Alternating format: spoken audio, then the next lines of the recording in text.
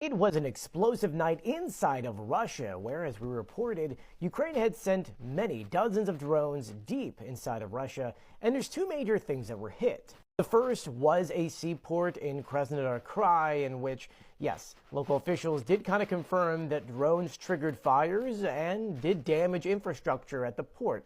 This is located, by the way, just off of the Sea of Azov.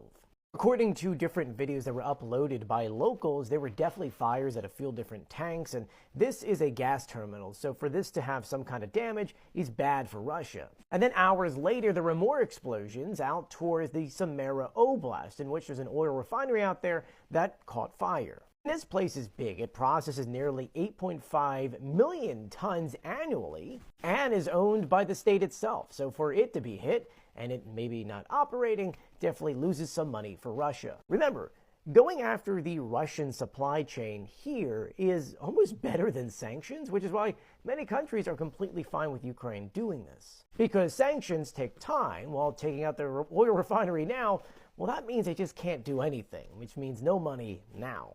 How will Russia respond to this tonight? I don't know. I'll be sure to keep you updated though, so please do share my videos and follow me for more.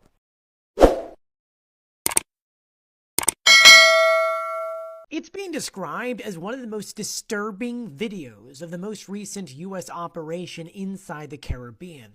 If you don't know, the Pentagon has been briefed on the deadly Caribbean boat strike that has now stirred up the controversy that happened in September. If you don't know what we're talking about, back in September, we know that two strikes hit a boat just off the coast of Trinidad, and it was believed that this boat was moving drugs. 11 people had lost their lives in this strike, but that's not where the issue lies. The issue lies in which Pete Hegseth reportedly said to kill everyone there, and that, well, after the first strike, there were survivors, and so the U.S. military did what's called a double tap. A double tap is when you go in a second time to make sure your, person's taken out.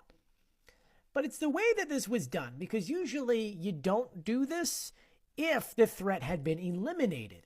And from the photos that were supposedly put online that members saw, oh no, these people, they were not doing anything. They weren't going anywhere.